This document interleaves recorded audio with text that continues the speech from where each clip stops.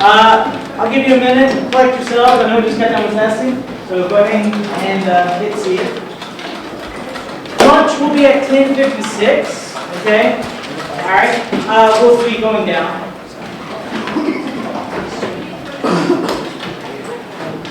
Yeah, we'll take that.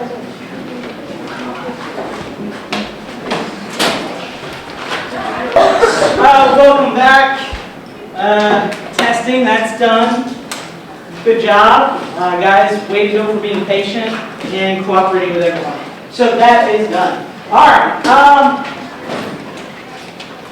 So, we all set back there?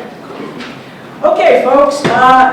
Where are we at in our curriculum? Okay, we got done talking about the causes of the Great Depression. We did some work on that, right? Now we're going to switch gears and look at how to address the Great Depression. In particular, two guys we're going to focus on. Herbert Hoover, the incumbent president from 28, who saw a lot of this go down, and upcoming challenger from the Democratic Party, Franklin Delano Roosevelt. Pardon me. Mr. Arzillo? Mr. Arzillo? TJ is almost across this class. We did something a little different. We split up the classes.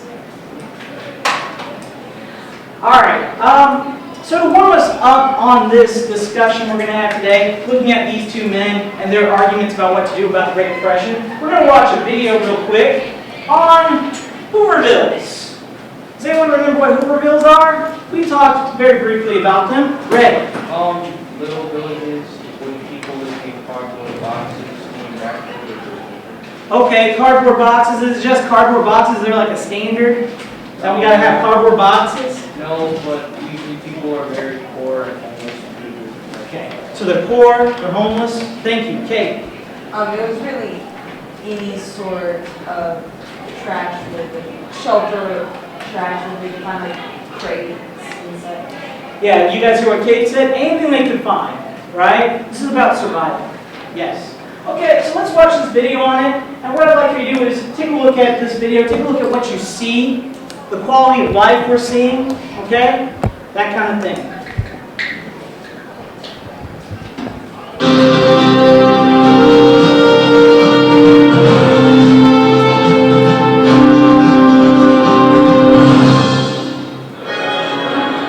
Millions of American workers lost their jobs. 1 out of every 4 workers was jobless. Only a handful of wealthy investors profited from the collapse of the stock market, like President John F. Kennedy's father, Joseph P. Kennedy, or brilliant investor and presidential advisor Bernard Baruch, who became legendary as the man who sold out before the crash. Performer and humorist Will Rogers probably put it best. 10 men in our country could buy the whole world, and 10 million can't buy enough to eat. So the millions of less fortunate Americans faced a grim and uncertain future. Soup kitchens and bread lines became as commonplace as the flappers and speakeasies of the Roaring '20s. And Herbert Hoover's campaign promise of a chicken in every pot couldn't have been farther from the truth. America's towns and cities struggled in vain to help the thousands in need. The jobless became the homeless. Shanty towns, makeshift communities of shacks constructed from wooden crates, tar paper, and cardboard sprang up. Disillusioned citizens called them Hoovervilles, after the president, and the newspapers they slept under, Hoover blankets. Others left the city to ride the rails, looking for work. Too poor to purchase train tickets, they hitched rides on freight cars, hoping they wouldn't be caught, hoping they'd find a job. Approximately 2 million men became hobos, wandering the countryside looking for work. Between 1929 and 1932, roughly 400,000 farms were foreclosed when farmers couldn't pay their mortgages and banks repossessed the property. Thousands of farm families became private owners, following crop harvests to eke out a living. Then, To make matters even worse, drought, coupled with the overproduction of crops in the Great Plains, turned the area from Texas to Oklahoma into a dust bowl. In 1934, strong winds blew tons of dust from the plains all the way to the East Coast. Dust even coated New York City and settled on ships 500 miles out to sea in the Atlantic Ocean. Unemployment and poverty hurt everyone, especially children. Many left school to work and help their families survive, and many more went hungry and malnourished. Diet-related illnesses like rickets and scoliosis became all too common. Once again, President Hoover tried to reassure the nation by saying, recovery is just around the corner.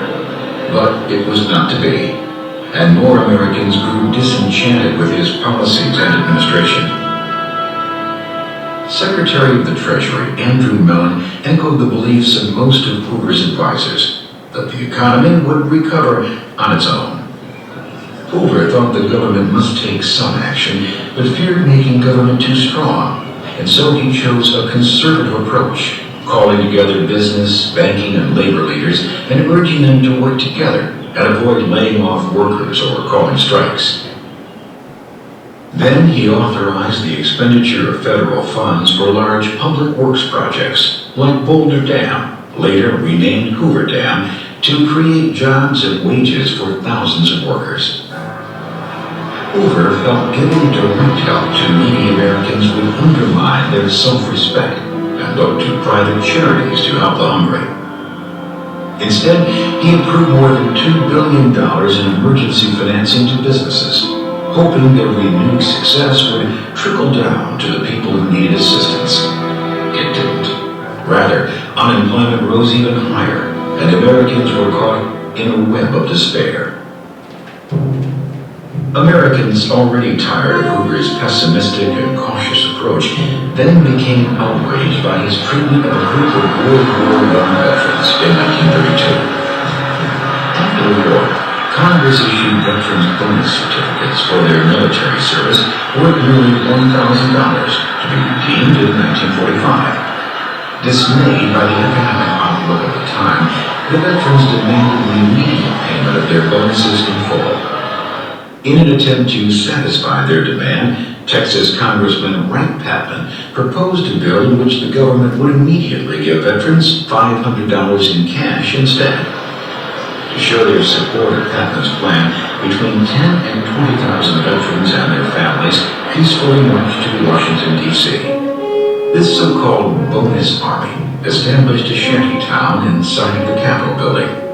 Hoover provided food and supplies for them, but when Congress vetoed the bill on June 17, he asked the bonus army to leave.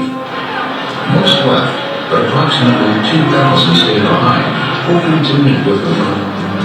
During the riot, Hoover ordered General Douglas MacArthur and 12th Infantry Force to remove the veterans. Shocked Americans saw troops use bayonets and tear gas to force the vets to leave. In a melee, more than 1,000 people were gassed. An 8-year-old boy blinded, and an 11-month-old baby was killed. The shantytown burned to the ground. Public support for Hoover foundered, and with a chance to change direction, Americans overwhelmingly embraced a new president in Franklin Delano Roosevelt, popularly known as FDR. Okay, so, Lucas, can you move that? Just a gut check reaction.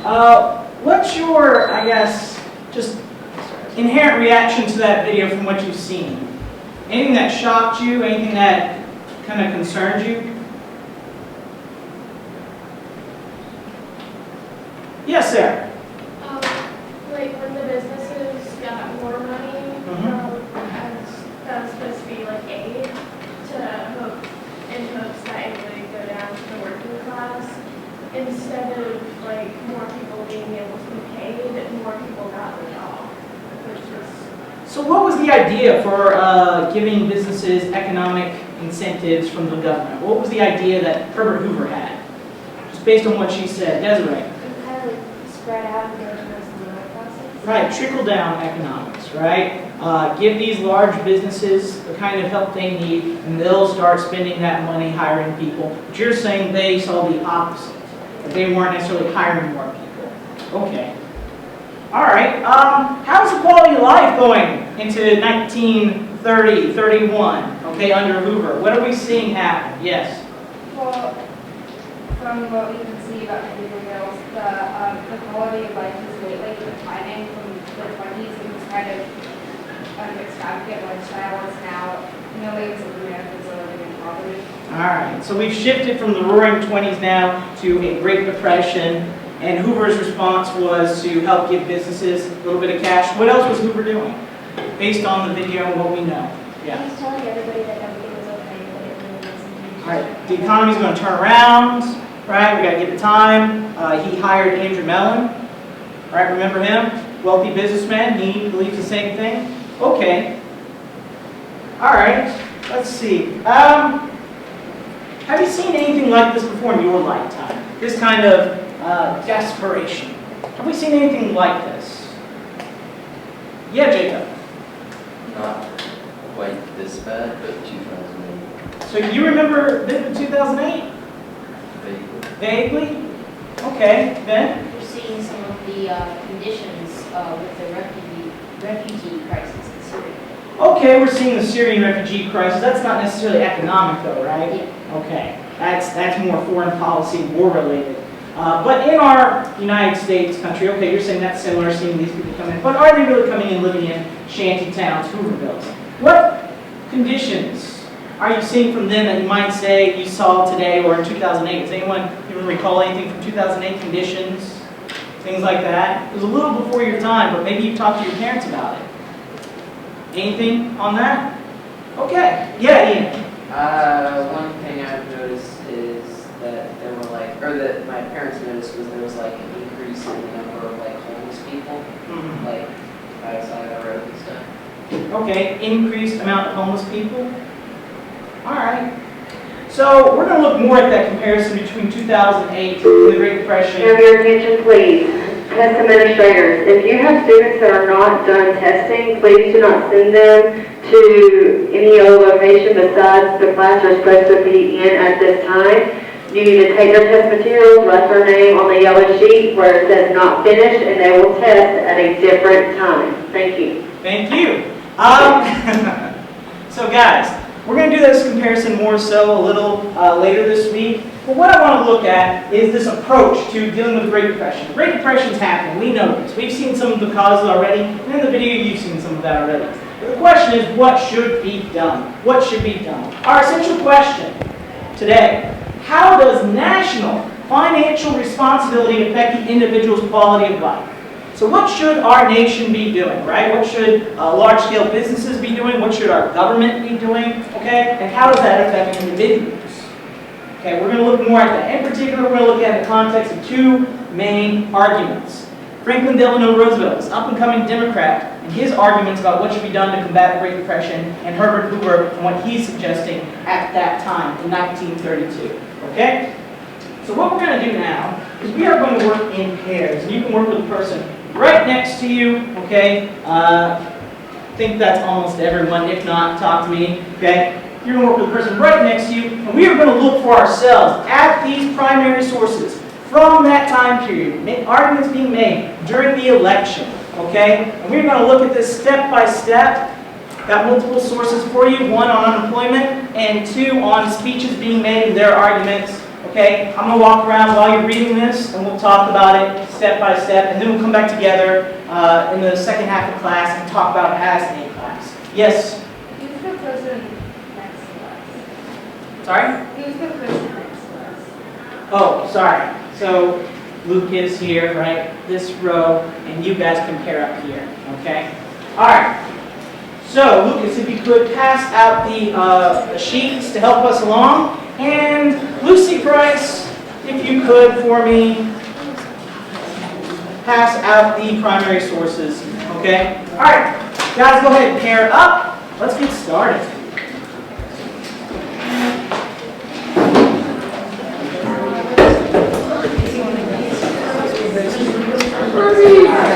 Open the door. Okay.